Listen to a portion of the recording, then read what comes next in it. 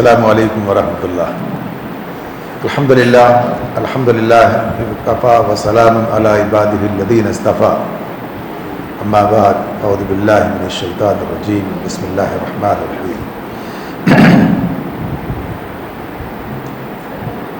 یسألونک عن الأہلة قل ہی مواقیت للناس والحج ولیس البر بأن تأتوا البیوت من ظہورها ولكن البر من اتقى وأتوا البیوت من أبوابها واتقوا الله لعلكم تفلحون وقاتلوا في سبيل الله الذين يقاتلونكم ولا تعتدوا إن الله لا يحب المعتدين واقتلوهم حيث ثقفتموهم وأخرجوهم من حيث أخرجوكم والفتنة أشد من القتل ولا تقاتلوهم عند المسجد الحرام حتى يقاتلوكم فيه فإن قاتلوكم فاقتلوهم كذلك جزاء الكافرين فإن انتهوا فإن الله غفور رحيم وقاتلوهم حتى لا تكون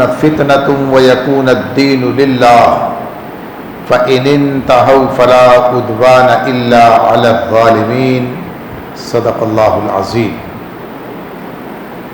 سورۃ البقرہ کی آیت 189 سے آج ہم نے تلاوت کا آغاز کیا ہے۔ یسألونک عن الأہلة، اللہ تعالیٰ نبی صلی اللہ علیہ وسلم سے بات کہہ رہے ہیں، ارشاد فرماتے ہیں لوگ تم سے چاند کی گھٹتی بڑھتی صورتوں کے متعلق پوچھتے ہیں۔ یسألونک عن الأہلة، قل آپ کہہ دیجئے ہی مواقیت للناس والحج، یہ لوگوں کے لیے اوقات کے معلوم کرنے اور تاریخوں کے تعین اور حج کی علامتیں ہیں۔ یہ معاملہ چاند کا گھٹنا، چاند کا بڑھنا، یعنی جب چاند طلوع ہوتا ہے جسے ہلال کہتے ہیں، پھر وہ بڑھتا ہے اور بدر ہو جاتا ہے، مکمل بدر کامل، اس کے بعد پھر گھٹنا شروع ہوتا ہے اور گھٹتے گھٹتے پھر اسی حالت میں پہنچتا ہے اور پھر غائب ہو جاتا ہے اور پھر نئے سرے سے ہلال کی صورت میں ہی نمودار ہوتا ہے۔ تو یہ جو ایک منظر ہے یہ انسان کو اپنی طرف متوجہ کرتا ہے۔ آج تو نیچے اتنی چیزیں ہیں کہ آدمی اوپر دیکھنے کا دھیان ہی اسے نہیں ہوتا۔ آپ سوچیں آپ نے ستارے کب دیکھے تھے، یعنی ستاروں کا دیکھنا اس طرح، چاند کا تو پھر بھی یہ ہے کہ چاند نظر آتا ہے جب چاند نکلتا ہے اور پھر مہینے کا شروع ہونا، یہ بات ہوتی ہے، لیکن وہ زمانہ بہرحال، اور دیہاتوں میں دیکھیں وہ اندازہ ہوتا ہے کیسے یہ چاند چمکتا ہے، چاندنی کا معاملہ، ستاروں کی باتیں۔ تو انسانوں کے لیے یہ ایک ایسا منظر ہے کہ جس طرف وہ متوجہ ہوتے ہیں۔ پھر ساتھ ہی ساتھ یہ بات بھی ہے کہ مختلف طرح کے اوہام اور تخیلات اور رسوم لوگوں کے اندر رائج ہو گئے اس حوالے سے، یعنی مختلف قوموں میں، مختلف زمانوں میں۔ اب بھی آپ کو یہ بات ملے گی، اب بھی کچھ لوگ کہیں گے کہ یہ تاریخ سعد ہے اور یہ نحس ہے، یعنی یہ منحوس ہے، یہ اس میں یہ کام نہیں ہونا چاہیے، اور اس کے اندر جو ہے یہ والی تاریخ میں کام ہونا چاہیے، یعنی لوگوں کو سفر کرنا ہے، شادی کرنی ہے، کوئی خاص معاملہ ہے۔ یہ بات چڑھتا چاند اور اترتا چاند، یہ بھی ایک تصور، چڑھتا چاند میں اس میں کرنا چاہیے، اترتا چاند گویا اتر رہا ہے، زوال ہے۔ تو یہ لوگوں کے اپنے تصورات ہیں، اوہام ہیں، تخیلات ہیں، ان کی کوئی حقیقت نہیں ہے۔ تو یہ اس وقت بھی لوگوں کے درمیان پائے جاتے تھے۔ تو نبی اکرم صلی اللہ علیہ وسلم سے اس کے بارے میں پوچھا کہ جو شگون لیا کرتے تھے اور سارے معاملات تھے کہ یہ کیا ہے، کیا یہ ٹھیک ہے؟ دیکھیں یہ ایک بہت بڑا انقلاب تھا جو ان لوگوں کے اندر آیا تھا، یعنی جو اس دور کے لوگ تھے جو نبی صلی اللہ علیہ وسلم پر ایمان لائے، یعنی صحابہ کرام، کہ اب وہ ہر معاملے کو اسلام کے نظر سے دیکھنا چاہتے تھے. اب وہ وہاں سے اس کے بارے میں رائے مانگتے تھے کہ یہ کیا، یعنی جو چیز رائج تھی یہ تو رائج ہے ہمارے پاس، یہ تو ایسا ہی ہوتا ہے، یہ تو اسی طرح، ایسا نہیں ہے. بلکہ اب کیا ہے، اب ایک نیا نظام بن رہا ہے، نئی علم کی بات، نئی دنیا. اب اس کی روشنی میں، اس ہدایت کی روشنی میں جو رسول دے رہے ہیں، تو آپ سے پوچھتے ہیں، سوال کر رہے ہیں بھائی اس کے بارے میں بتائیے. ابھی آپ، یعنی یہ کوئی ایسا سوال نہیں ہے اس کو اس طرح کہا جائے، لیکن اس کے پیچھے جو تناظر ہے وہ ساری چیزیں آدمی کی سمجھ میں آتی ہیں کہ ہاں ایسا ہے. تو اب جو جواب دیا گیا اللہ تعالیٰ کی طرف سے، قل ہی مواقیت للناس والحج. اچھا، ایک اور معاملہ یہاں ہمارے سامنے آتا ہے. مختلف سوالات آ رہے ہیں، آتے جائیں گے، اور جواب دینے کے لیے اللہ تعالیٰ جواب دے رہے ہیں. اس کا پوچھا، یہ جو بات یہاں یسألونک، آپ سے پوچھتے ہیں، نبی اکرم صلی اللہ علیہ وسلم نے سوال کیا نا، یسألونک، آپ سے سوال کرتے ہیں، عن الاہلہ، یہ اہلہ، یہ چاند کیا گھٹنا بڑھنا، اس کے بارے میں آپ سے پوچھ رہے ہیں. اب آپ کا کام جواب دینا، تو آپ کیا، اللہ تعالیٰ کہتے ہیں قل، آپ کہیے، ہی مواقیت للناس، یعنی یہ کہاں سے، آپ کون کہہ رہا ہے. اب یہ جواب اصلاً کون دے رہا ہے؟ جواب تو اللہ تعالیٰ دے رہا ہے. اللہ تعالیٰ جواب دے کے نبی صلی اللہ علیہ وسلم سے فرما رہا ہے کہ آپ یہ کہیے. تو یہ بات ہمارے سامنے آ جاتی ہے کہ یہ سارا تعلیم جو کہاں سے آ رہی ہے، اللہ تعالیٰ کی طرف سے آ رہی ہے. یعنی یہ چیزیں اس حکیم، اس علیم، اس خبیر کی طرف سے بتائی جا رہی ہیں. تو نبی صلی اللہ علیہ وسلم سے فرمایا، آپ کہہ دیجئے یہ کیا ہے، یہ ہی مواقیت للناس والحج، یہ تاریخوں کے تعین، مواقیت ویسے تو اوقات کی بات ہے یہ، لیکن یہاں خصوصیت سے چاند کا معاملہ تاریخ، یہ بھی وقت ہے، یہ ایک دن ہو گیا، 4 دن ہو گئے، 1 مہینہ ہو گیا، 1 سال ہو گیا، یعنی یہ اپنی جگہ اس طرح ہے. تو یہ تاریخوں کے تعین کی، اور مواقیت للناس والحج، اور لوگوں کے لیے حج کی علامتیں ہیں. یہ لوگوں کے لیے تاریخوں کی تعین کی اور حج کی علامتیں. ابھی حج کی علامتوں کی بات کی ہے، یہ بھی ہو سکتا تھا کہتے یہ رمضان کا بھی اسی سے پتہ چلتا ہے، رمضان بھی اسی سے پتہ چلتا ہے نا. چاند نظر آئے گا رمضان کا تو روزے شروع ہو جائیں گے، چاند نظر آئے گا شوال کا تو روزے ختم ہو جائیں گے. یہ بھی نظام سارا اسی پہ چل رہا ہے. لیکن یہ بات حج کے بارے میں کیوں کہی گئی؟ اس لیے کہ جن لوگوں سے بات ہو رہی تھی ان کے پاس یہ حج کا بڑی اہمیت تھی، ان کے پاس یہ رائج تھا، یہ سارا سسٹم چل رہا تھا. یعنی حج کے معاملے میں حج کا تعین تھا. یہ الگ بات کے بگاڑ رہے تھے، نسیگا قائد ہے، سارے مسائل، لیکن حج کا معاملہ 4 مہینے اس کی وجہ سے متعین ہو جاتے تھے. حج کی بنیاد پہ 4 مہینے جو محترم حرام ہے، جس میں لڑائی نہیں ہوگی، جس میں یہ، تو اس زمانے میں بڑی اہمیت تھی اس کی. تو کہا یہ سب کیسے پتہ چلتا ہے تمہیں؟ اس سے پتہ چلتا ہے نا. بس اتنا ہی اس کا معاملہ. اللہ تعالیٰ نے کیا بتایا؟ اس کا تعلق انسانوں کی قسمتوں سے نہیں ہے، اس پر اثر انداز ہوتے ہیں. اس تاریخ میں کیا تو شاید آپ کامیاب ہو گئے، اس تاریخ میں کیا تو ناکام ہو گئے. یہ سب چکر نہیں ہے. یہ سب تو تم نے سمجھ رکھا ہے کہ یہ شگون اور یہ معاملات اور یہ اس سے یہ چیز جو ہے کامیاب ہو جائے گی، اس سے ناکام ہو جائے گی.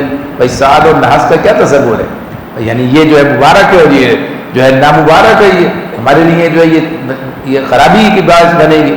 تو ایسا کچھ نہیں ہے، تاریخوں میں کچھ نہیں ہے. یہ سب تو انسان کے الگ معاملات ہیں، اس میں اس کے اپنے عمل کا دخل ہے. تو بہرحال اللہ تعالیٰ نے بتایا کہ اس کا معاملہ صرف اتنا ہے، تو بس اتنا ہی ہے. تو ہمارے لیے بھی کیا بات ہے یہ کہ یہ بات سامنے آ گئی کہ یہ جو تصورات لوگوں نے بنا رکھے ہیں، یہ تصورات بے بنیاد ہیں، ان کی کوئی حیثیت نہیں ہے. سارے دن اللہ تعالیٰ کی طرف سے ہیں، اور اس میں کوئی نحس اور کوئی ساعت کا معاملہ نہیں ہے. اب اس کے بعد اچھا یہ نظام بھی جو اللہ نے دیا ہے، اب یہ جو ایک جنتری، یعنی جو کہتے ہیں نا سال کا، یہ اب یہ 2 اللہ نے ہمارے لیے رکھے ہیں. یہ ویسے ہم یہ بات کہہ رہے ہوتے ہیں، یہ صاحب یہ جو ہے یہ اسلامی سال ہے، یعنی چاند سے جو حساب لگتا ہے قمری تقویم، اسے کیا کہیں گے؟ قمری تقویم. وہ کیا ہے؟ شمسی تقویم. جو دوسرے شمسی تقویم جو اس کی بنیاد پر بنتا ہے حساب، یہ سب اللہ کی طرف سے. ایسا نہیں کہ وہ کسی اور کا، یہ کسی اور کا، سب اللہ کا ہے. اس کا نظام ایک اور بنیاد پر ہے، اس کا نظام ایک اور بنیاد پر ہے. بھائی مہینوں کا تعین تو اسی سے ہو رہا ہے نا. یہ پتہ چلتا ہے کہ آج چاند دیکھ کے آدمی کہتا ہے 14 تاریخ ہے، چاند طلوع ہو گیا پتہ چلا کہ پہلی تاریخ، اب حساب لگا رہے ہیں لوگ، اپنا حساب ان کا پکا ہے، تو کوئی کیلنڈر ہے نہیں ہے اس دنیا میں، کیا چیزیں ہیں۔ آج سورج کا معاملہ کیا ہے؟ اب سورج کا بھی تو نظام ہے نا۔ اب کیا بتایا؟ سورج طلوع ہونے سے پہلے کیا ہوتا ہے؟ طلوع فجر ہوتی ہے۔ طلوع فجر کا تعلق کس چیز سے؟ سورج کے نمودار ہونے سے کچھ پہلے، اس کا تعلق سورج سے۔ اب کیا ہے یہ؟ سورج طلوع ہونے سے پہلے پہلے یہ آپ کے لیے فجر کی نماز۔ سورج طلوع ہو گیا، اب چاند کا قصہ نہیں ہے، سورج طلوع ہو گیا تو کیا ہوگا؟ فجر کا وقت ختم ہو گیا، ظہر کا وقت آ گیا۔ اب کیا ہے؟ پھر آ گیا معاملہ کیا؟ زوال، یعنی اپنے عروج پہ پہنچ کے زوال، اب دوسری طرف مائل ہو گیا یہ، اب تک تو یہ اوپر چڑھ رہا تھا، زوال۔ اب زوال کے بعد کیا ہے؟ اب ظہر کا وقت ہو گیا، پھر یہ سورج اور آگے بڑھا، سائے بڑھنے لگے، اب یہ یک مثل دو مثل عصر کا وقت ہو گیا، سورج غروب ہو گیا، مغرب کا وقت ہو گیا۔ ابھی کس کا نظام ہے؟ یہ سورج سے نظام دیا نا اللہ تعالیٰ نے، یہ سارا نظام بھی اسی سے چل رہا۔ پتہ چلا کے ساتھ یہ جو شفق غائب ہو گئی، اب جو عشاء کا وقت شروع ہو گیا۔ تو اس طرح سے اللہ نے ایک نظام دیا ہے ہمیں، جو ایسا بہترین ہے، ہر وقت ہر دور میں انسان کے لیے اس پر عمل کرنا آسان۔ تو یہی حکمت کی بات ہے، فیل نہیں ہو سکتا، یعنی ایک تو ہے نا کبھی یہ اب آج یہ تھا کل وہ ہے، آج اس طرح کبھی فیل نہیں ہوتا۔ ایسے یہ نظام بھی دے دیا کہ سال کے 12 مہینے اس کو اللہ نے نظام بنا دیا، اب اس میں اس کی حکمت الگ ہے، اس کی حکمت الگ ہے۔ آپ دیکھیے اگر اس سے بھی بنا سکتے تھے بھائی، یہ بھی نظام ہے نا۔ پھر اب اس نظام کے فائدے کیا ہیں؟ پتہ چلا کہ صاحب اب آپ جو ہے رمضان اب آپ کے چلے آ رہے ہیں پیچھے سردی کی طرف، موسم اب جو ہے اب ٹھنڈی، اس میں کبھی ایسا کبھی ایسا، یعنی زندگی میں اتار چڑھاؤ، مشکل بھی ہے کبھی کبھی آسان بھی ہے۔ ویسا بھی ہے نا یہی بات کہ پتہ چلا کہ صاحب ایک وقت میں حج اس وقت ہو رہا تھا کہ جب بہت ہی اچھا موسم تھا، ایک وقت وہ ہو رہا ہے کہ جب انتہائی شدید موسم ہے۔ تو یہ سب اللہ تعالیٰ کا اپنے اس ساری تربیت سے گزارتے ہوئے لے جاتا، تو یہ سارا نظام ہے۔ تو بہرحال اللہ تعالیٰ فرماتے ہیں کہ یہ سب اتنا ہے۔ اب اس کے بعد آگے جہاں ایک رسم کی بات ہوئی، وہاں دوسری رسم پر بھی تنقید کی اللہ نے ساتھ ہی، وہاں اس کی وضاحت بھی کر دی۔ فرمایا وَلَيْسَ الْبِرَّ بِأَن تَأْتُوا الْبُيُوتَ مِن ظُهُورِهَا وَلَيْسَ الْبِرُّ بِأَن تَأْتُوا الْبُيُوتَ مِن ظُهُورِهَا وَلَكِنَّ الْبِرَّ مَنِ اتَّقَىٰ، اور یہ نیکی نہیں ہے کہ تم اپنے گھر کی پشت کی طرف سے، یعنی پیچھے کی طرف سے، اپنے گھروں میں پیچھے کی طرف سے داخل ہوتے ہو، یہ کوئی نیکی نہیں ہے، بلکہ نیکی تو اصل میں یہ ہے کہ آدمی اللہ کی ناراضی سے بچے، یعنی اتقا، تقوی اختیار کرے، پرہیزگاری۔ اب یہ کیا چیز تھی؟ ان کے پاس ایک چیز یہ رائج تھی، یعنی اس دور کے اندر ان کا معاملہ یہ تھا کہ اگر احرام باندھ لیا ہے، ظاہر ہے مکے میں تو رہتے ہیں، مکے میں رہنے والے لوگوں سے بات ہو رہی ہے، اب پتہ چلا کہ احرام باندھ گیا، ظاہر سی بات ہے شروع ہو گیا آج کا سفر، معاملات شروع ہو گئے، 8 دن یہ جو کچھ بھی ہے یا عمرہ ہے تو اپنے گھر سے باندھ رہے ہیں، وہ حج کا احرام وہیں سے بندھ رہا ہے۔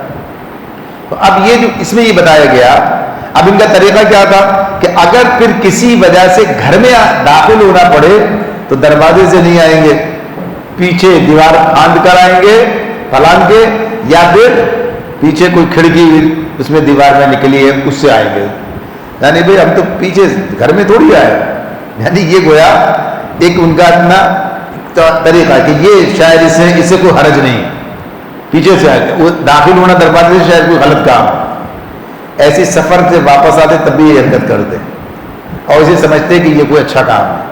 تو یہ اللہ تعالیٰ نے بتایا کہ یہ کوئی نیکی نہیں ہے، یہ کوئی نیکی نہیں ہے کہ تم نے یہ طریقہ اختیار کر رکھا ہے کہ تم وَلَيْسَ الْبِرُّ بِأَن تَأْتُوا الْبُيُوتَ مِن ظُهُورِهَا، یہ کوئی نیکی، بر کا لفظ آیا تھا ابھی آگے آئے گا، پیچھے بھی گزر چکا ہے کہ یہ کوئی لن تنالوا البر حتىٰ تنفقوا، وہاں آئے گا، پیچھے آیا تھا جس میں اللہ تعالیٰ نے یہ بتایا تھا لَيْسَ الْبِرُّ، اس میں کہا لَيْسَ الْبِرُّ أَن تُوَلُّوا وُجُوهَكُمْ قِبَلَ الْمَشْرِقِ وَالْمَغْرِبِ، اس میں آیا تھا، پھر آیا یہاں پر یہ۔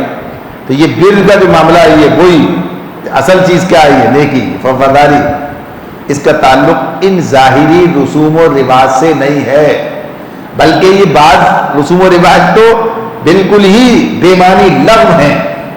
تو اللہ تعالیٰ کیا کہتے ہیں؟ اللہ تعالیٰ کہتے ہیں اس میں وَلَٰكِنَّ الْبِرَّ مَنِ اتَّقَىٰ، بر تو یہ ہے کہ آدمی تقوی اختیار کرے.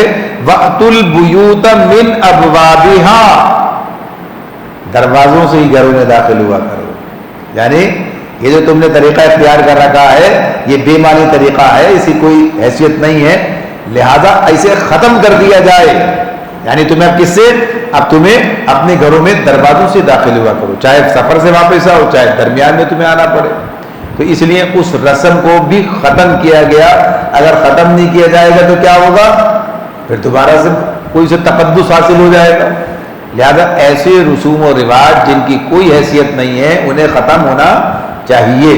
یعنی کوئی نیکی کا معاملہ نہیں ہے، ٹھیک سیدھا طریقہ. آخر میں اللہ تعالیٰ کہتے ہیں واتقوا اللہ، پھر کہا واتقوا اللہ لعلکم تفلحون، اور اللہ کا تقوی اختیار کرو، اللہ سے ڈرو تاکہ تم فلاح پا جاؤ، تاکہ تم فلاح. کامیابی کہاں ہے؟ کامیابی اللہ کے ساتھ تعلق کو درست طور پر قائم کرنے میں. تقوی بنیادی طور پر اللہ سے تعلق کا نام ہے. آدمی کے دل میں اللہ کا کیا مقام ہے، اللہ کے یعنی اللہ سے اس کے تعلق کی نوعیت کیا ہے. کسی سے تعلق وہی ہوتا ہے نا جو میرے دل میں اس کا مقام ہے، اس کی بنیاد تعلق ہے. کسی سے محبت ہے تو اس کا اظہار ہوگا، کسی سے نفرت ہے تو اس کا اظہار ہوگا، کسی سے کوئی توقع ہے تو اس کا اظہار ہوگا، کسی سے بے نیازی ہے تو اس کا اظہار ہوگا. یعنی آدمی کے رویے کیا ہے جو اس کے اندر ہے، جس کے بارے میں اس کا تصور ہے. تو اللہ کا مقام یعنی آدمی اللہ کو ناراض کرنے سے ڈرتا ہے، وہ اللہ کو ناراض کرنا نہیں چاہتا ہے، وہ اللہ کی رضا چاہتا ہے، وہ اللہ سے محبت کرتا ہے، وہ اس کی ناراضگی کو افورڈ نہیں کر سکتا، وہ کہتا نہیں یہ نہیں ہو سکتا ہے. تو بہرحال اگر یہ رویہ اختیار کر لیا تو فلاح پا جاؤ گے. اور جب یہ رویہ اختیار کر لیا تو اب اللہ کی فرما برداری کن چیزوں میں ہے وہ تلاش کرو گے. تو صحابہ کرام کیا کر رہے تھے؟ یہی کام کر رہے تھے کہ اللہ تعالیٰ کا حکم کیا ہے. یہی کام ہمیں بھی کرنا ہے کہ ہم قرآن و سنت کے ذریعے سے اللہ کے پسندیدہ امور کو جانیں، اور جو چیزیں اسے پسند نہیں ہیں انہیں بھی جانیں تاکہ ان سے چھوڑ دیں انہیں، اور انہیں اختیار کر لیں جو اللہ کو پسند ہے. تو یہ بات اس میں تو کیا کہا؟ لعلکم تفلحون، تاکہ تم فلاح پا جاؤ. تو فلاح کس میں ہے؟ فلاح تقوی میں ہے. فلاح کا مطلب کیا ہوتا ہے؟ کامیابی. کامیابی ایسی کامیابی جو دنیا اور آخرت دونوں کے اندر ہے. فلاح ایسی کامیابی ہے کہ جو دنیا اور آخرت دونوں کے اندر ہے. اور اس کی الگ تفصیل ہے، لیکن سے بتاتا ہے یہ موضوع تو اس وقت بات کریں کہ فلاح کا لفظ استعمال کرتا ہے قرآن. تو اس میں بس اتنی بات اس وقت رکھیں سامنے کہ فلاح اور خسران یہ دو ایک دوسرے کے متضاد الفاظ ہیں. خسران کیا؟ خسارہ. خسارہ نقصان ہے، نقصان کے مقابلے میں کیا ہے؟ فائدہ ہے. یہی ہوتا ہے نا، جیسے ہم کہتے ہیں کہ نقصان میں فائدہ ہو گیا. تو اب کیا یہ فلاح کامیابی، اور اس کے مقابلے میں خسارہ کیا ہے؟ یعنی نقصان ہے، آدمی کی ناکامی. تو بہرحال یہ کامیابی اسی میں ہے، دنیا اور آخرت دونوں کی. آگے فرمایا اب مضمون بدل رہا ہے. اب یہاں پر جو بات ہو رہی ہے دیکھیے، ابھی یہ بات پیچھے بات چلی تھی قبلے کی، قبلے کی بات تھی. قبلہ کس کے قبضے میں تھا؟ ان کے قبضے میں تھا، وہاں سے نکالے گئے تھے، یہ معاملہ تھا. اب اسے قبلہ بھی بنا دیا گیا. جب نکالے گئے تھے تو قبلہ نہیں تھا، اب قبلہ ہے، بنا دیا، اللہ نے مقرر کر دیا. یہ معاملہ ہے. ابھی پھر حج کی بات بتا دی کہ بھئی یہ چاند کے ساتھ اسی کے ساتھ حج کا ذکر بھی آ گیا. اب آگے حج کی بات بھی آئے گی. تو اللہ تعالیٰ اب یہاں پر کہتے ہیں وَقَاتِلُوا فِي سَبِيلِ اللَّهِ الَّذِينَ يُقَاتِلُونَكُمْ وَلَا تَعْتَدُوا إِنَّ اللَّهَ لَا يُحِبُّ الْمُعْتَدِينَ. وَقَاتِلُوا فِي سَبِيلِ اللَّهِ، اور تم اللہ کی راہ میں لڑو ان لوگوں سے، الَّذِينَ يُقَاتِلُونَكُمْ جو تم سے لڑتے ہیں. تم اللہ کی راہ میں ان لوگوں سے لڑو جو تم سے لڑتے ہیں. یہ اللہ تعالیٰ نے یہ حکم یہاں پر ہمارے سامنے رکھ دیا. یہ پہلا موقع ہے یہ کہ اس طرح سے اللہ کی طرف سے حکم آیا. اس سے یہاں پر ذرا سی بات اس مقام پر اس پہ حوالے سے بھی کر لی جائے. قتال کا جو معاملہ ہے، مکے میں مسلمانوں کو قتال سے روکا گیا تھا، یہ کام نہیں کرنا ہے. سورہ نساء میں ہے الم تر الی الذین قیل لهم کفوا ایدیکم، کیا دیکھا آپ نے ان لوگوں کو جن سے کہا گیا تھا کہ اپنے ہاتھ روکے رکھو اور نماز قائم کرو، زکوٰۃ دو، یہ مضمون وہاں تھا۔ تو بہرحال مکے میں کیا تھا، مکے میں مسلمان ظلم سہ رہے تھے لیکن جواب نہیں دے رہے تھے۔ جواب کوئی رد عمل کے طور پر اگر کسی نے کوئی زیادتی کی ہے تو اس سے بدلہ لیا جائے، یعنی معاملہ کیا جائے، اس سے لڑا جائے، یہ معاملہ اس وقت نہیں تھا، یعنی اس میں اس وقت اس کا حکم ابھی نہیں آیا تھا، اور حالات بھی ایسے ہی تھے، حالات بھی ایسے ہی تھے، اسی کے متقاضی تھے کہ وہاں ایسا ہی ہونا چاہیے تھا، ورنہ اس کے نقصانات تھے۔ ابھی ایک پورا ایک فلسفہ ہے، پوری بات ہے کیوں نہیں تھا، یعنی پر جتنا غور کریں گے آپ بات سمجھ میں آتی چلی جائے گی کہ وہاں حالات کیا تھے۔ صرف یہ نہیں کمزوری تھی، وہاں ہر گھر کے اندر لڑائی چھڑ تھی، یہ جو معاملات تھے اس کے گھر میں بھی، اس کے گھر میں، ہر جگہ مسلمان تھے، کسی کا بیٹا مسلمان ہے، کسی کی بیوی مسلمان ہے، کسی کا شوہر مسلمان ہے، کسی کا باپ مسلمان، یعنی سب گھروں میں اس طرح کا حالات پیدا ہو گئے تھے۔ کیا صورتحال بنتی اس معاشرے میں؟ بہرحال اللہ کا نظام، تو اللہ اس مرحلہ میں کیا بات تھی کہ اب یہ کام نہیں کرنا۔ اب یہاں پر مدینے آ گئے، ایک ریاست قائم ہو گئی، یعنی ایک چھوٹی سی صحیح ایک ریاست ہے، ایک حکومت ہے، مسلمان ایک جگہ مجتمع ہے۔ اب یہاں پر احکامات بدل رہے ہیں، اب یہاں پر یہ بات بتائی جا رہی ہے کہ ہاں اب اس مرحلے میں آ گئے ہو کہ اب تمہیں اس طریقے کو بھی اختیار کرنے کا، پہلے اجازت تھی اس میں جو سورہ حج کے اندر تھی، وہاں پر اللہ نے قتال کی اجازت دی ہے کہ جن لوگوں کے ساتھ زیادتی کی جا رہی ہے انہیں اللہ نے اجازت دی ہے کہ وہ ان سے لڑیں۔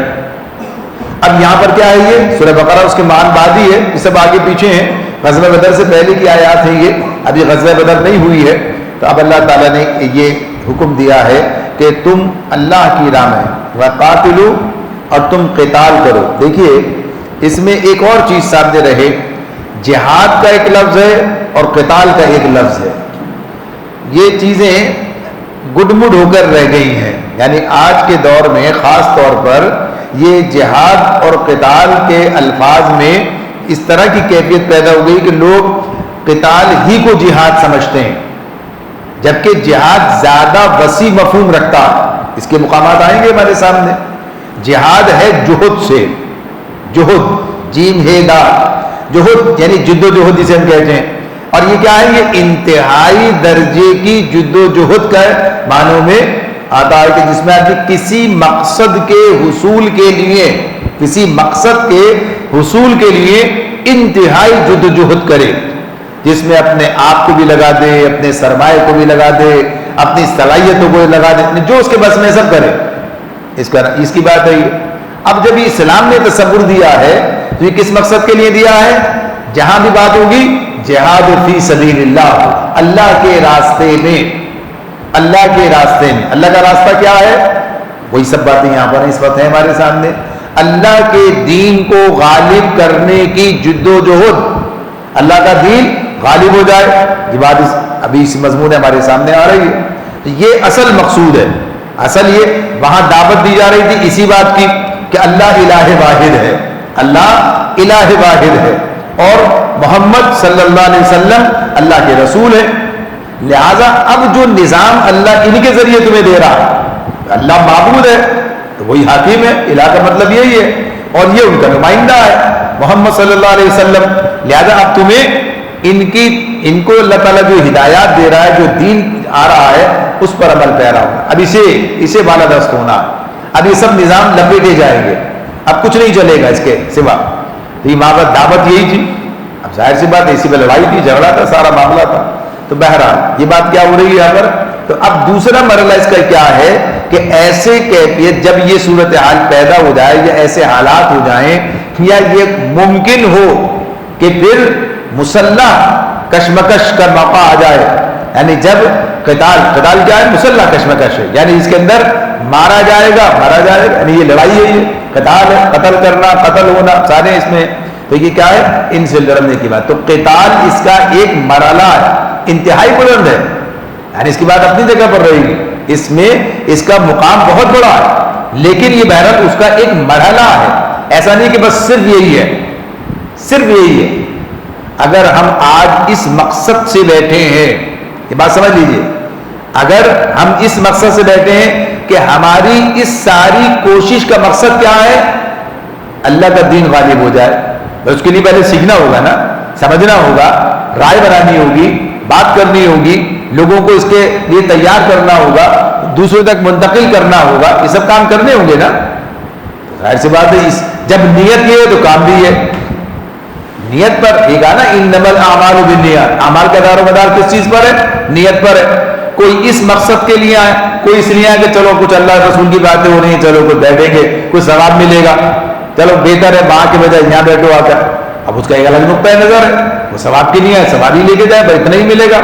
اور جو اس مقصد کے تحت اس کے سامنے ایک گول ہے، اپنا ایک مقصد ہے اور ایک منظم کوشش ہے، جد و جہد ہے، اور یہی ہمارے پیش نظر. ہمارے پیش نظر یہی ہے کہ اللہ کے دین کو غالب کرنے کی جد و جہد کا ایک حصہ یہ بھی ہے. ظاہر سی بات ہے کیسے بات آگے بڑھے؟ ابلاغ، بات کا پہنچانا، لوگوں کو اس کے بات سمجھانا، اس کے لیے تیار کرنا، ان کے ذہن میں یہ بات بیٹھ جائے کہ یہ دین اصلاً کیا مطالبہ کرتا ہے. یہ ساری چیزیں اس میں آتی ہیں. تو بہرحال یہ اب کوئی مرحلہ ایسا بھی آ سکتا ہے. صورتحال ہے فلسطین کے جو معاملات ہیں، حالات ہیں، جہاں جہاں جیسے قسم کے معاملات ہیں اس قسم کی کیفیات ہیں. تو غرض یہ کہ یہ ساری چیزیں تو اب یہاں اس موقع پر جب مدینے میں مسلمان موجود ہیں، اب وہ مرحلہ آ گیا ہے کہ اب ان ظالموں کو ان کی سرکوبی کی جائے، ان کو جو ہے ان کے جو زیادتیاں ہیں ان کو روکنے کے لیے طاقت کا بھی استعمال کیا جائے. تو اس اعتبار لگام ڈالی جائے. تو اللہ تعالیٰ کہتے ہیں وقاتلوا، پہلی بات تو تھوڑا سا فرق بھی واضح ہوا ہے اس اعتبار سے، قتال یہ مرحلہ اور یہ جہاد کا ایک حصہ. اب کیا کہا اللہ نے؟ قاتلوا، اور قتال کرو.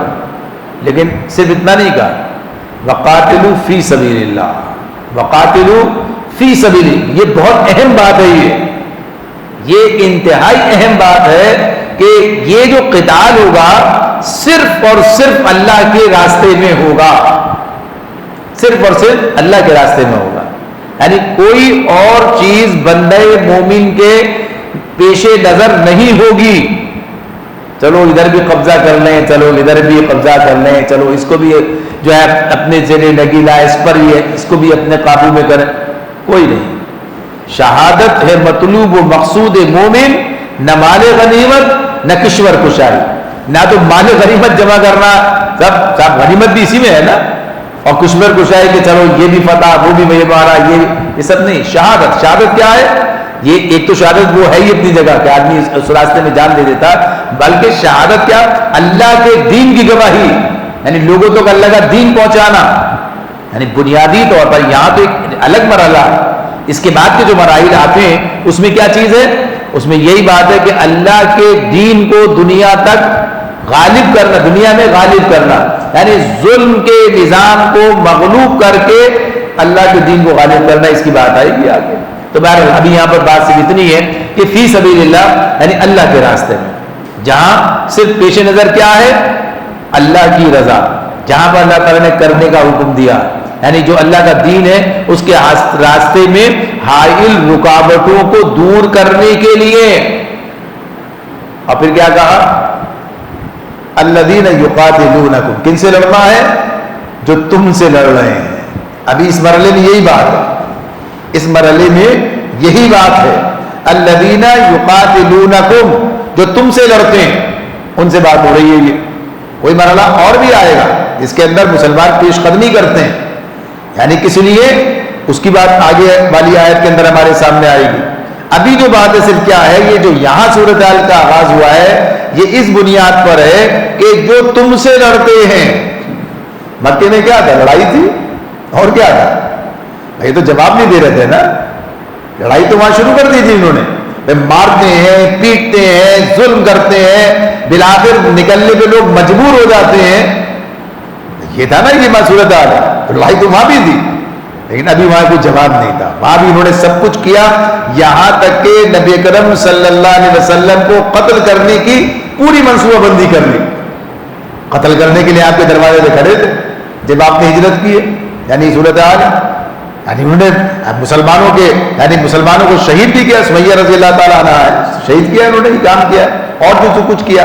غرض یہ کہ یہ معاملہ اب کیا ہے اب وہاں سے نکل کے یہاں تب بھی ان کی ریشہ دوانیاں اپنی جگہ ہے. اب بھی یہ تم سے لڑیں گے, لڑنے آئیں گے, یہ تم سے لڑائی تو جاری ہے, پھر یہ آئیں گے. تو اللہ تعالیٰ کہتے ہیں جو تم سے لڑتے ہیں. تو بدر میں وہی آئے تھے. حالانکہ اس سے پہلے بھی چھوٹے چھوٹے کچھ واقعات ہوئے ہیں جس کے اندر, اور ظاہر سی بات ہے کہ مسلمانوں کو اپنے تحفظ کے لیے وہ کہتے ہیں کہ بیدار رہنا, جاگتے رہنا. بغیر آ کے سو جاتے تو وہ کچھ نہیں ہوتا. آگے بیدار رہے, جاگتے رہے, تحفظ کے لیے اپنے اقدامات کرتے رہے. نبی صلی اللہ علیہ وسلم نے مستقل پیٹرولنگ کا نظام بنایا, مستقل خبریں رکھی آگے پیچھے کہاں سے کیا بات ہے. تو غرض یہ کہ سارا معاملہ, کوئی کچھ واقعات اور بھی آ جاتے ہیں, لیکن اصل جو جنگ ہے وہ کیا ہے, غزوہ بدر. تو اللہ تعالیٰ کہتے ہیں یہاں پر قتال کرو ان سے فی سبیل اللہ. دوسری بات یہ آ گئی, یہ قتال کیا ہوتا ہے, فی سبیل اللہ. اس کے بغیر کچھ نہیں, نہ پیسوں کے لیے لڑتے ہیں, نہ کرائے کی فوج ہے, اگر نہ کسی اور مقصد کے لیے, صرف اللہ کے دین کے غلبے کے لیے. اور کس سے, الذین یقاتلونکم, جو تم سے لڑیں گے. پھر آگے اللہ تعالیٰ کہتے ہیں ولا تعتدوا, ولا تعتدوا. پہلی آیت ہے, پہلی دفعہ قتال کی بات ہو رہی ہے. اس ترتیب میں آپ دیکھیں وہاں بھی پہلی مرتبہ بات ہو رہی ہے, لیکن ساتھ ساتھ کیا کہہ دیا, اسی آیت میں کہا ولا تعتدوا. اور دیکھو زیادتی مت کرنا, زیادتی مت کرنا. اب یہ جو بات ہے یہ, اب آپ دیکھیے یہ اسلام جو نظام دیتا وہ یہ نہیں کہتا بس ٹھیک ہے اب تمہارے پاس ہے اختیار, اب تم جو چاہے کرو, اب جیسے بھی ہو ہمیں تو زمین چاہیے, مار کے لاؤ, لوٹ کے لاؤ. جیسے جو صورتحال آج کی دنیا میں بھی آپ دیکھیں, لوگ اپنے آداب کے لیے کوئی قاعدہ, کوئی طریقہ, کوئی سسٹم کا ادا دن. آج کی دنیا میں جو بڑی مہذب کہلاتی ہے, اس مہذب دنیا کے اندر جو ظلم اس وقت ہو رہا ہے وہ کسی بھی طور پر, کسی بھی حوالے سے, کسی قاعدے و قانون کے تحت نہیں آتا. بچوں کو قتل کرنا, عورتوں کو قتل کرنا, غذائی رکاوٹیں یعنی ان کے لیے کھانا, پانی, بجلی, یعنی ہر سہولت کو جو ہے وہاں ختم کر دینا. یعنی ایک ایسی منظم سازش ہے, کوشش ہے اور جارحیت ہے جسے کسی بھی طور جو ہے انسانیت کے ساتھ کوئی تعلق نہیں. اور یہ ہو رہا دنیا دیکھ رہی ہے, اور کرنے والے اسی کی حمایت کر رہے ہیں, اسی کی حمایت کر رہے ہیں. یعنی جو جارے ہے, جو ظلم کر رہا ہے, جس نے اتنی بڑی تعداد میں انسانوں کو قتل کیا ہے, جس میں اکثریت عورتوں اور بچوں کی ہے, یعنی انہی پہ بمباری کر رہے ہیں. اور پتہ چلتا ہے ان کا تحفظ, ان کے لیے, انہیں یہ جو ان کے مزاحمت کر رہے ہیں انہیں جو ہے آپ غیر مسلح کر دیجئے, اور انہیں تحفظ, ان کو تحفظ دیجئے ان سے. تحفظ انہیں چاہیے یا انہیں چاہیے؟ آج جو ظلم ہے یہ کس کے پاس ہے؟ سارا ظلم کدھر سے ہے؟ کون کس کو مار رہا؟ ظاہر سی بات ہے, وہ تو بات یہ ہے کہ اگر چونٹی بھی ہاتھی کے پیر کے نیچے آیا تو بھی کاٹ لیتی ہے. یعنی تو اس کا معاملہ اپنی جگہ پر کہ مزاحمت ہے, اور ظاہر ہے ان کی زمین, سب چیزیں. غرض ہے کہ یہ تو صورتحال یہ ہے. لیکن اسلام کیا کہتا ہے؟ اسلام اب تمہیں طاقت کا استعمال کا وقت آ گیا. اسلام دیکھیے طاقت کا جو معاملہ ہے یہ بڑی اہم بات ہے. طاقت کا استعمال کس لیے ہے؟ ظلم کرنے کے لیے یا ظلم روکنے کے لیے؟ یہ ہے اصل چیز. اسلام کیا کہتا ہے؟ طاقت کا استعمال ظلم روکنے کے لیے ہوگا. طاقت کا استعمال ظلم کے ظالم کے خلاف ہوگا. ظالم کو طاقت کا استعمال نہیں کرنے دیا جائے گا. یعنی یہ طاقت جو ہے یہ مظلوم کی حمایت کے لیے ہے. یعنی یہ سارا ہے آج قانون کس کے لیے؟ یہ پولیس والے کے پاس جو یہ بندوق ہے کس کے لیے ہے؟ یہ ظلم کرنے کے لیے. یہ تو اس لیے ہے نا کہ ظالم کو جو کوئی ظلم کرے, جرم کرے, اسے روکا جائے. یہ مطلب ہے, یہ مقصد ہے. ریاستیں بنتی ہیں, قوانین بنتے ہیں, سارا کیا معاملہ ہے. اسلام تو بہترین دین ہے, اصل دین تو وہی ہے. تو وہ عدل کا وہ نظام قائم کرتا ہے. تو پہلے کیا کہا؟ اب اللہ نے اس طاقت کے استعمال کے لیے پہلی چیز کیا کی ہے؟ مکے میں وہ لوگ تیار کیے گئے, یعنی یہ جو کہا تھا نا, ابھی جو بات آئی تھی, آیت آ رہی تھی, کفو ایدیکم, اپنے ہاتھ روکے رکھو اور نماز قائم کرو, زکات دو. یعنی اپنی تربیت اخلاقی اس درجے کی کرو, یعنی پہلے اس طرح کی ان کی تربیت کی جائے, ان کے اندر اتنا ضبط نفس پیدا کر دیا جائے کہ طاقت کا غلط استعمال نہیں ہوگا. اب میرے ہاتھ میں طاقت آ گئی جو چاہے کروں. طاقت کے استعمال سے پہلے جس کو طاقت، جس کے ہاتھ میں تلوار دی جا رہی ہے، اس کی اتنی تربیت کی جا رہی ہے کہ وہ طاقت غلط استعمال نہیں ہوگی. یہ ہے اصل بات. یعنی اس معاملے میں کہاں ہے یہ نظام قانون؟ اسلام کیا کہتا ہے؟ پہلے اپنے اندر وہ ضبط نفس پیدا کرو، وہ تنظیم پیدا کرو، وہ سارا سسٹم پیدا کرو. تو کیا بھی جب حکم دیا تو کیا کہا؟ وَلَا تَعْتَدُوا، زیادتی مت کرنا. تو اسلام کے قوانین ہیں اس معاملے میں، اس معاملے میں قوانین ہیں. ابھی جو کہا نا یقاتل، تم سے لڑیں گے، جو لڑنے آئے گا اس سے ہوگا. یہ نہیں گھروں میں گھس گھس کے جو ہے عورتوں اور بچوں کو مارا جائے گا. جو لڑنے نہیں آئے گا اس سے لڑائی نہیں کی جائے گی. یعنی اگر مسلمان کہیں جاتے ہیں، کوئی جاہلیت کا معاملہ، کچھ مسائل پیدا ہوتے ہیں، یہ سب چیزیں، تو بھی کیا صورتحال ہوگی؟ اب کیفیت کیا ہے؟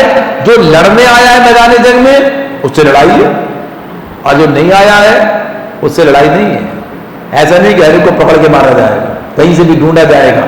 یہ سارے جو ظلم ہوتے رہے، جہاں جہاں لوگوں نے یہ بڑے فتوحات کی ہیں، آپ یہ ساری صلیبی جنگیں اور اس کے اندر سارے معاملات جو ہیں، کس طریقے سے ظلم کیا، بستیوں کی بستیاں تباہ کر دی، آگ لگا دی، سارا ختم کر دیا.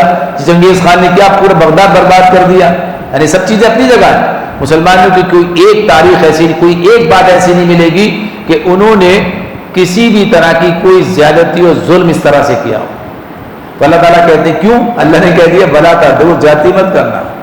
اب چونکہ یہ قتال کس کے لیے ہے؟ اللہ کی رضا کے لیے. اللہ ہی منع کر رہا ہے کہ یہ کام مت کرنا، زیادتی نہیں کرنا. تو آدمی کو یہ بات معلوم ہے، ایک مسلمان کو، ایک مجاہد کو جو اسلام کے لیے لڑ رہا ہے، اللہ کی رضا کی خاطر لڑ رہا ہے، تو اسے پتا ہے کہ یہ چیز اللہ کو پسند نہیں. ان اللہ لا يحب المعتدین، ان اللہ لا يحب المعتدین. اللہ زیادتی کرنے والوں کو پسند نہیں کرتا. اللہ زیادتی کرنے والوں کو پسند نہیں کرتا. یہ اللہ تعالیٰ نے بتا دیا. اب ظاہر سی بات ہے، اب اگر کوئی مسلمانوں پر کوئی الزام لگاتا ہے تو غلط لگاتا ہے. اسلام کیا کہہ رہا ہے؟ اللہ تعالیٰ کیا کہتے ہیں؟ اللہ زیادتی کرنے والوں کو پسند نہیں کرتا، جو اللہ کے لیے لڑنے آئے گا. اب یہ الگ بات ہے کہ کوئی، ظاہر سی بات ہے کہ اپنے مقصد کے لیے لڑ رہا ہے، یہاں بھی کوئی ایسا ہو سکتا ہے، لیکن اس کا اسلام سے کوئی تعلق نہیں ہے. اسلام نے کیا کہا ہے؟ زیادتی نہیں کرنا. اسلام کچھ اصول رکھتا ہے، قواعد رکھتا ہے، ضابطے قاعدے رکھتا ہے. تو غرض یہ کہ یہ اپنی جگہ پر ایک اصولی بات ہے جو اللہ تعالیٰ نے ہمارے سامنے رکھ دی ہے. تو آج قتال کے حوالے سے گویا کہیے کہ یہ صرف ابتدائی گفتگو پر اکتفا کرتے ہیں، اور اس کے بعد پھر اس کی مزید تفصیلات اللہ تعالیٰ نے ہمارے سامنے رکھی ہیں اس موقع پر. لیکن یہ بات اپنی جگہ پر ہے کہ یہ ایک اللہ تعالیٰ کی طرف سے ایک ضرورت اور ایک مسلمانوں کے لیے اپنے اہداف کو حاصل کرنے کے لیے ایک مرحلہ، کہ یہ بھی ضرورت ہے، اس کام کو بھی کیا جائے گا. اور یہ کوئی ایسا کام نہیں ہے کہ جسے کہا جائے کہ صاحب یہ جو ہے یہ چیز درست نہیں ہے اور یہ تو امن کا مذہب ہے. اور یہ بے شک امن کے لیے تو چاہیے، یعنی یہ جو غلط تصورات دیے نا، امن کے لیے ہے یہ. اگر آپ فوج کے ہاتھ میں ہتھیار دیتے ہیں، اگر آپ ایک پولیس کے ہاتھ میں ہتھیار دیتے ہیں، کسی فورس کے ہاتھ میں ہتھیار دیتے ہیں، مقصد کیا ہوتا ہے؟ امن کے لیے. تو اسلام تو یہ نیکی کے فروغ کے لیے، بدی کے خاتمے کے لیے. تو اس کی بات آئے گی انشاءاللہ تعالیٰ آگے اس مقصد کے لیے. اور جب یہ رہا، جب یہ نظام رہا، تو ایسا ہی ہوا کہ ایسا امن قائم ہوا، ایسا عدل قائم ہوا کہ دشمنوں کو بھی عدل اور امن اسی کے اندر میسر تھا. اللہ تعالیٰ ہمیں واپس اپنے اسی پرانے یعنی معاملات کے اعتبار سے، دین کی سمجھ کے اعتبار سے، ذمہ داریوں کے اعتبار سے توفیق عطا فرمائے کہ اپنی ذمہ داری ادا کر سکیں. جناب